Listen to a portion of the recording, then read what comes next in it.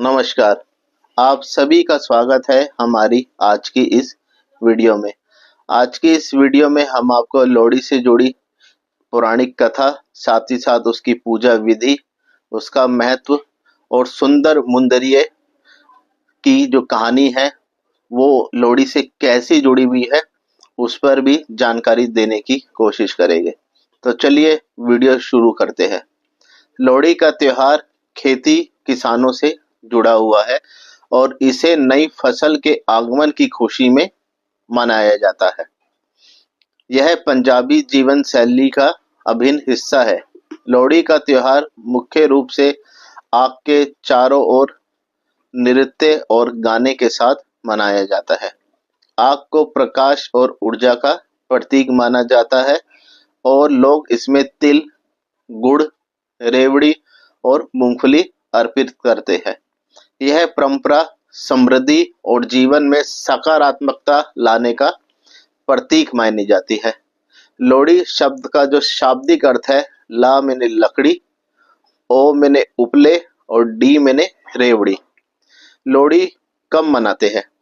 वर्ष की सभी ऋतुओं, पतझड़, सावन और वसंत में कई तरह तरह के छोटे बड़े त्योहार मनाए जाते हैं, जिसमें से एक प्रमुख त्योहार है लोहड़ी, जो बसंत के आगमन के साथ 13 जनवरी पोष महीने की आखिरी रात को मनाया जाता है। इसके अगले दिन माघ महीने की संक्रांति को माघी के रूप में मनाया जाता है। अब हम आपको इससे जुड़ी एक पौराणिक कथा जो दुल्ला भट्टी का किस्सा है और साथ ही साथ उसका सुंदर मुंदरिये से क्या नाता है उस पर जानकारी देने की कोशिश करते हैं। दुल्ला भट्टी का किस्सा लोहड़ी के त्योहार से गहराई से जुड़ा हुआ है। इसे पंजाब के गौरवशाली इतिहास और लोक कथाओं में प्रमुख स्थान प्राप्त हुआ है। दुल्ला भट्टी, जिसे पंजाब का रॉबिन हुड कहा जाता है, मुगल काल में पंजाब क्षेत्र के एक बहादुर और न्यायप्रिय योद्धा थे। वह अमीरों और जमींदारों से धन लूटकर गरीबों और जरूरतमंदों की मदद करते थे। दुल्ला भट्टी ने न केवल शोषित किसानों और मजदूरों का सहारा बने, बल्कि वह समाज में कमजोर वर्ग, विशेष रूप से लड़कियों के सम्मान और अधिकारों के लिए खड़े हुए थे। उस समय जमींदार गरीब लड़कियों का शोषण करते थे और उन्हें जबरन उठा ले जाया जाता था। दुल्ला भट्टी न केवल इन लड़कियों को बचाया, बल्कि उनकी शादी भी धूमधाम से कराई। कहा जाता है कि उन्होंने कई गरीब लड़कियों को गोद लिया और उन्हें अपनी बेटियों की तरह पाल पोस कर उनकी शादी कराई। लोकगीतों में एक प्रसंग प्रसिद्ध है जिसमें सुंदर और मुंदरी नामक दो बहनों को दुल्ला भट्टी ने बचाया और उनकी शादी कराई। उनकी शादी के दौरान दुल्ला ने खुद उनके पिता की भूमिका निभाई। लोहड़ी के इन गीतों को आज भी दुल्ला भट्टी का जिक्र होता है और लोग आग के चारों ओर उनके साहस और न्यायप्रियता की कहानियां गाते हैं। यह लोक कथा न केवल दुल्ला भट्टी की वीरता को याद दिलाती है, बल्कि हमें यह भी बताती है कि उन्होंने किस प्रकार इस प्रथा को दूर करने में अपनी तरफ से प्रयत्न किया। अब हम आपको लोहड़ी की जो पूजा विधि है उसके बारे में बताना चाहेंगे। अलाव जलाना।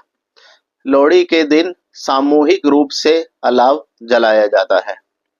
अलाव में तिल, गुड़, मूंगफली, रेवड़ी और मक्का चढ़ाई जाती है। इसे प्रसाद के रूप में वितरित किया जाता है। परिवार के सभी सदस्य और अन्य लोग अलाव के चारों ओर परिक्रमा करते हैं और सुख समृद्धि की कामना करते हैं। लोग ढोल और संगीत के साथ गिद्दा और भांगड़ा करते हैं। इस दिन सरसों का साग, मक्की दी रोटी, तिल की गचक और गुड़ के व्यंजन बनाए जाते हैं। लोहड़ी का क्या महत्व है, अब हम आपको उस सिलसिले में कुछ जानकारी देना चाहेंगे। लोहड़ी सिर्फ एक त्योहार नहीं, बल्कि भारतीय ग्रामीण संस्कृति और फसल से जुड़ी खुशहाली का प्रतीक है। यह दिन किसानों के लिए खास तौर पर बहुत महत्वपूर्ण है, क्योंकि यह नई फसल के आगमन और उनकी मेहनत का जश्न मनाने का दिन है। लोहड़ी से जुड़ी कुछ खास बातें। यह पर्व पारिवारिक मेलजोल और खुशियों का प्रतीक है। लोहड़ी के अवसर पर बच्चे घर घर जाकर गाने गाते हैं और मिठाइयाँ व उपहार इकट्ठा करते हैं। इस दिन की रस्में जीवन की सकारात्मकता और उन्नति लाने का संदेश देती है। लोहड़ी पर्व पर हर व्यक्ति को अपने परिवार और समाज के साथ मिलकर जीवन की खुशियों और आनंद लेने का संदेश देता है। तो इसी के साथ हमारी आज की वीडियो यही समाप्त होती है। आपको ये जानकारी कैसी लगी हमें ज़रूर बताइएगा, और कहीं भी शब्दों में हमसे कहीं भी गलती हुई हो तो हमें क्षमा कीजिएगा। और वीडियो समाप्त करने से पहले सभी को हैप्पी लोहड़ी।